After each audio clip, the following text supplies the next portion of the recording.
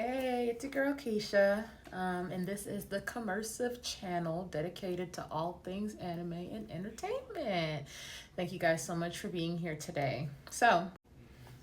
First things first, this is my very first video in this format on this channel. I wanted to share my thoughts about Dragon Ball. I recently picked up the Dragon Ball series. The first one I watched was actually Dragon Ball Z in January. But then I finished it really quick and was like, okay, I need to go back. I need to spin the block and I need to see where it all began. So I started Dragon Ball. And I finished Dragon Ball today. And Dragon Ball Z was quite the journey. Dragon Ball was a journey as well. Before we get into that journey, I just want to lay out some ground rules. I did not, for the sake of this experience, do a ton of research on the show, on Akira Toriyama, on anything, because I wanted to experience this run through like the child that I would have been if I was watching this in the 90s. Okay, so I am watching this with pure eyes, fresh eyes. Okay, so with that, my opinions come strictly from what I'm seeing. I'm not probably catching a bunch of things because I'm watching this in one sit down, right? I'm not going backwards and doing research on Google and getting certain things straight. So when I'm speaking on this, I'm speaking on this from just my perspective. I'm not super duper into power structures. I'm not super duper into fights in anime. I'm a girl that's into the character development piece and, you know, the plot, and the twists and the turns, the nuances and the actual storytelling aspect. So with that being said, let's begin. I really, really liked it. Okay. I really enjoyed the Dragon Ball, like just the OG Dragon Ball, seeing, you know, where it all started for Goku, for Bulma, Yamcha, hell, Tien and Chaozu. Okay, y'all know how I feel about them as a pair. Okay, it was interesting to see how it started for them too. Even Master Roshi nasty ass. Okay, there are a lot of things that I really enjoyed about the show. I'll throw some things out there randomly. I really, really enjoyed the relationship between Bulma and Goku. I don't think I could tell that they had a very platonic friendship when watching Dragon Ball Z. I never thought like, ooh, a possible love interest. But at the same time, it's Goku. So like, I don't feel like he's a love interest with Chi-Chi either. But I digress. I think he might be one with Pan though. And you know what I mean. Very, very platonic. Just granddaddy with grandbaby. But I also really liked Launch. Because first of all, when Launch made her premiere in Dragon Ball Z, I fell in love instantly. She is just so crazy. I really like the gimmick with her sneezing and changing personalities and her being obsessed with Tien. I really, really liked Launch. And it was really great seeing her as like a mother figure. Like she was like one of the main cast members. And then I heard that Akira, like Toriyama, forgot about her. I was like, oh, y'all gonna forget about my girl Launch. What else did I like? I really like I said, I like the relationship between Goku and Bulma, but I also really like the relationship between Goku and Krillin. Krillin, y'all know that Krillin, in my opinion, was a bald-headed liability in Dragon Ball Z. Like that's all I knew of him. But in Dragon Ball, I came to the conclusion that he was hoed in Dragon Ball Z because Krillin was supposed to be formidable, not as formidable as, you know, Goku, because the Saiyan aspect was introduced in Dragon Ball Z, and that really kind of derailed you know, any real relevance from a power standpoint that Krillin could have. But I'll get into more of that stuff later. Anyway, so I wanted to get into some of the random themes that I noticed, including the ending theme song and a lot of what I said about Bulma in my little short videos. First things first, the ending credit song, Come On, I'll Give You Romance, played here. Come on, I'll give you romance. Come on, I'll give you paradise. When I first heard this outro, I was a little confused as to how it would fit into the feel of the show, considering that this is, a show about fighting and battling and stuff. But I knew there would be a considerable amount of character development. I don't think I really could come up with anything as to why this was the song until the last moment of the last episode. So, how does Dragon Ball begin? Dragon Ball begins and is ignited by Bulma looking for love, romance. She is she meets Goku because she's able to track down one of the fourth Dragon Ball. And Goku has been living a life of isolation where he really only knew his grandfather for most of his life, and who he died for in a very early in his life, right? So he really didn't know anyone and didn't live a very social life. So Bulma comes into his life looking for the Dragon Ball because she's looking for all of them. Why? Because she wants a boyfriend. What this does is, start the story and, really change Goku's life because, again, he's living alone and he doesn't really have any relationships, but we'll get into Goku and his characterization in a moment. But Bulma, what did I say about her, y'all? What did I say? Okay, I'm going to read what I said again. And excuse my glasses because I rolled over on them last night. Western definition. A Lolita is defined as a sexually precocious young girl or an underage female who is regarded in a sexual manner. Okay, let me take these glasses off because I'm starting to get vertigo. Yes. So I referred to Bulma as a Lolita just in my blind reaction to the show, not only because of all of the attempts to, engage with her sexually by both grown men and animals alike. And another thing real quick, whenever I made that video about her being a Lolita, y'all got really upset, and that drives me to be a little suspicious of y'all.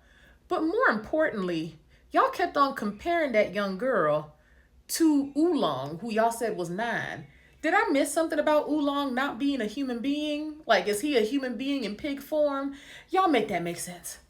Anyway, it wasn't just about the kind of the sexual manner that she was written in through the eyes of older men and animals alike. It was about the way that her art is portrayed. She has these very childlike eyes in the ending credits, almost like a porcelain doll. And then there's a shot of her in a pilot's kind of outfit. And that is what screamed Lolita to me. She's just this little girl, like an ingenue, just a very delicate, pretty girl, very young. They made her look very doll-like, but in grown-up clothes. But Bulma is both, kind of self-centered and bratty, but brilliant at the same time. And the story wouldn't have been the same without her. We don't get very deep into her characterization in this at all, but she is the engine for so many things. And one of those things mainly being the beginning of Goku exploring a new life. So now let's get to Goku. Goku, living in isolation, meets Bulma, and then he starts, on all these adventures where basically he's helping her find the Dragon Balls and defending her because she's not equipped to go on a journey like this. And it's evident very quickly that the character of Goku was very carefully written. Why do I say that? Goku does not have a single relationship in his life that did not either begin with or, shortly followed by him rescuing them. Okay. So this goes back to what I was saying about him, in Dragon Ball Z. I would be so angry because he wasn't a dedicated father, in my opinion, always leaving to train, always leaving to do things. Mind you, he was dead a bunch in Dragon Ball Z. But realizing that in every relationship he ever established with Bulma, with Ader, with Oppa, and them, I hope I'm saying his name right, with Krillin, he was the savior, even down to the very end where he went to almost death, right? The other world, almost, to extinguish a fire to save his future father-in-law from dying. The show started with him, immediately being seen as this stronger figure. And it ended with him, really solidifying his new life by rescuing, his bride's father. And the father, ironically, rescuing the dress that she would be in. This is the only time that I can recall we even meet Grandpa Gohan. It felt very much like romance was the thing that kind of tied us into the story. They were the two bookends. And I kind of just skipped around there again, ADHD. Romance is kind of what ignited this relationship between him and Bulma. And then romance is how we ended the show with their marriage. But in the in-between, Goku spent a lot of time making friends. But while he was making those friends, he was becoming more and more comfortable in the role of the person that sacrifices, the person that's set apart, the person that is away from everyone so that everyone will be safe. Case in point, Krillin. First of all, Krillin's death was devastating. I don't think I felt this sad about anyone else's death. I think that because it became like death became like this trivial thing because of the existence of the Dragon Balls. But when Krillin passed away, there was a dread that was so well wrapped around the episode that even though I watched Dragon Ball Z and I already knew that Krillin was going to die at some point, my heart still wasn't ready. But when Krillin died, it's almost like this was the climax of that characterization, that I will sacrifice my relationships almost. I will sacrifice the closeness and the intimacy in this traditional relationshipy way in order to make sure my people are safe. He went off on every mission possible to make sure that he came back. Then he found out Master Roshi died, and it was about bringing Master Roshi back as well. And when he was able to achieve that, he wasn't able to go back and give everybody a hug and be a part of the celebration. No, he had to stay isolated for 3 years, three formative years. By the time he reunites with his friends, they all look like adults. They all look grown up. They are pretty much grown up in many ways, right? So if this is how he's accustomed to procuring and managing relationships as a child, as a youth, then of course, and mind you, before he met these people, he was in isolation, right?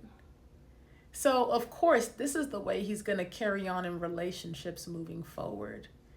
And that takes me like the level of partnership and intimacy he shared with Chi-Chi in the last few episodes, where he had to, extinguish the fire that was happening, that was affecting the Ox King's castle. I was surprised at how close they were, how much they touched, how like just within close proximity they were of each other. I feel like we never saw that again. But I felt as though like it was almost like symbolic of, okay, well, this fight is always, fighting and battles are always a transitional thing for Goku. He transitions in many ways from one part of himself to the next. You know what I'm saying? Whenever he's in these battles. And I felt like that last battle before he got married was absolutely necessary. Now, a lot of people are like, that was a filler episode. Those were filler. Fantastic. Don't disregard the art of writing something just because it is filler and it doesn't fit into like the huge canon battles. You know what I'm saying? People still got together, took the characters into account, and wrote those episodes. They wrote that arc. So it's not a waste just because it wasn't fully canon. As a matter of fact, it was quite canon. Chi-Chi and Goku got married. So whatever you consider filler to be, it was still significant. Again, we started the series with romance. We ended it with romance. Somehow, some way, romance was important. And, come on, I'll give you romance. And that they did. Anyway,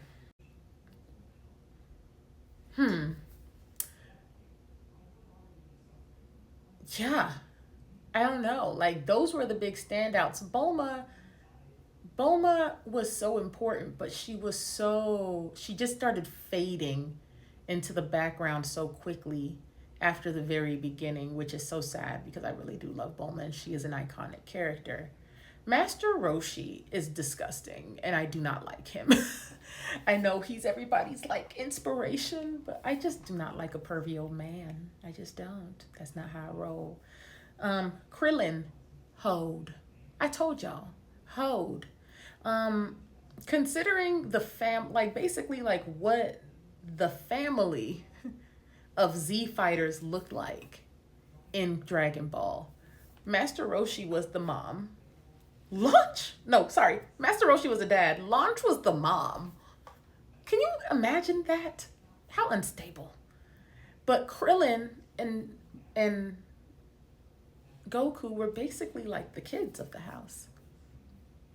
And the Saiyan component that was added to the Dragon Ball Z story kind of threw everything off. And it's kind of sad because Yamcha, who wanted to be a great fighter from the very beginning, Tien, who was formidable at the beginning, Chaozu, who was just Tien baby mama, um, hell, even Yajirobe fat ass, like Yajirobe has come through in a clutch in both Dragon Ball and Dragon Ball Z. So I'll throw him in there just for the heck of it.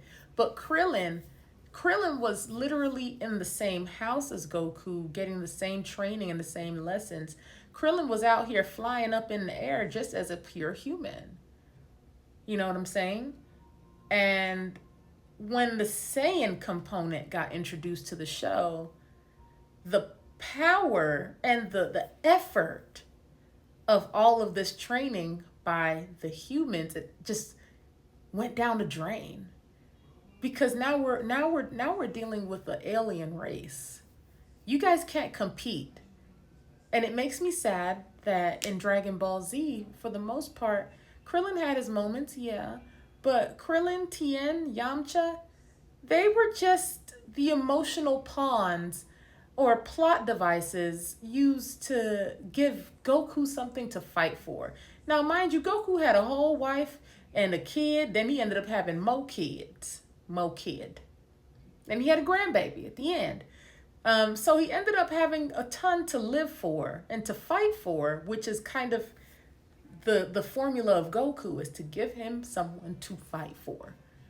But it just is sad that with the rise of the different alien races, especially, when Vegeta comes to play and, Nappa and Raditz, Raditz lasted for like a few episodes, that it kind of invalidated all that Krillin and Tien and Yamcha experienced, even though Yamcha didn't do shit but break his leg. Anyways, so okay.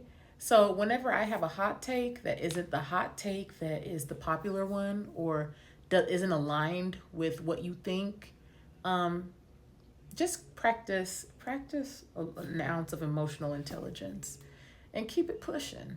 If you have something to say that opposes what I said, ain't nothing wrong with that. But whenever y'all start being disrespectful and getting the attitude like y'all don't got shit to live for in life besides fictional characters and stuff, yeah, that's when it gets a little psychotic, okay?